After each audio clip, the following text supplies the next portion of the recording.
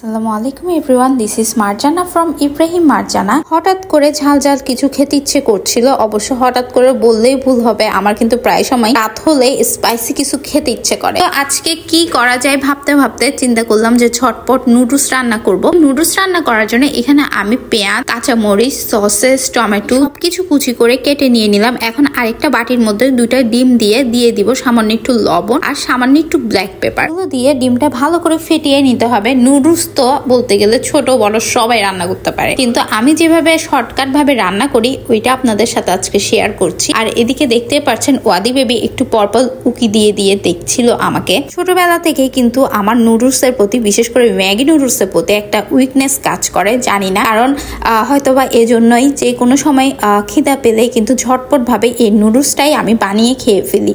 আর যেহেতু নুডলস রান্না করা অনেক ইজি, এজন্যই বলতে গেলে এটা আমাদের জাতীয় খাবার। আমাদের জাতীয় খাবার বলার কারণ হলো এখানে কিন্তু আমার আর আপনাদের ভাইয়া দুজনেরই নুডলস অনেক বেশি পছন্দ। এখন কিন্তু ওয়াদি বেবি আসার পরে ওয়াদি বেবিও ম্যাগি অনেক বেশি পছন্দ করে, আলহামদুলিল্লাহ। তো একটা ফ্রাইং প্যানের মধ্যে সামান্য একটু তেল দিয়ে ফেটিয়ে রাখা সে ডিমগুলো স্ক্রাম্বল করে ভেজে নিচ্ছি। একটু হার্ড করে স্ক্রাম্বল করে ভেজে নিব। আচ্ছা, আমার মতো কার কার এরকম নুডলস এর প্রতি, বিশেষ করে ম্যাগি নুডলস এর প্রতি উইকনেস কাজ করে অবশ্যই কিন্তু জানাবেন। আর ইদানিং কিন্তু ম্যাগি নুডলস এর পাশাপাশি আমার কোরিয়ান রামেনটাও অনেক বেশি ভালো লাগে, যেহেতু স্পাইসি লাভার, তো ভালো লাগারই কথা। যাই হোক, এদিকে নুডলস গুলো সিদ্ধ করে নেওয়ার পরে ওইখানে আমি এখন এই স্ক্রাম্বল গুলো দিয়ে দিলাম। সেম ফ্রাইং প্যানের মধ্যে আবারও তেল দিয়ে পেঁয়াজ, কাঁচামরিচ, সসেস, টমেটো সবকিছু একসাথে দিয়ে দিব। হালকা সটে করে ভেজে নেওয়ার পরে এর মধ্যে দিয়ে দিব সামান্য একটু লবণ আর সামান্য একটু ব্ল্যাক পেপার। আরও দিয়ে দিব নুডলস এর মশলা থেকে 1 প্যাকেট মশলা। এই সবকিছু দিয়ে হালকা ভেজে নেওয়ার পরে এখানে সিদ্ধ করে রাখা সে ম্যাগি নুডলস আর ভেজে রাখা এগ স্ক্রাম্বল গুলো একসাথে দিয়ে দিব। আর এর উপরে ছিটিয়ে দিব বাকি নুডলস এর যে মশলা রয়েছে সেই প্যাকেট, বাকি 2 প্যাকেট মশলা গুলো দিয়ে সব একসাথে নেড়ে চেড়ে হালকা ভেজে নিলেই কিন্তু এই মজাদার ম্যাগি নুডলস রান্নার রেডি। ম্যাগি মানে তো 2 মিনিটে ঝটপট রান্না।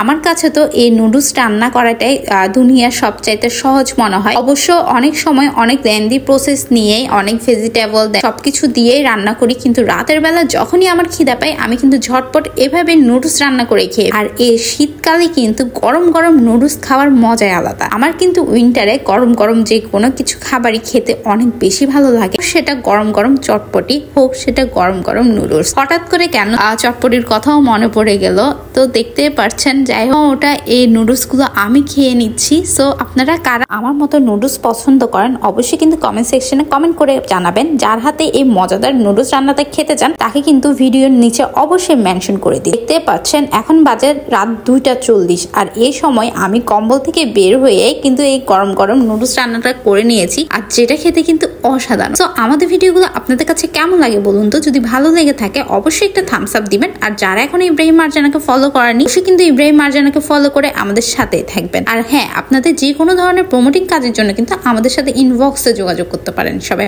অনেক বেশি ভালো থাকবেন। That's it for today.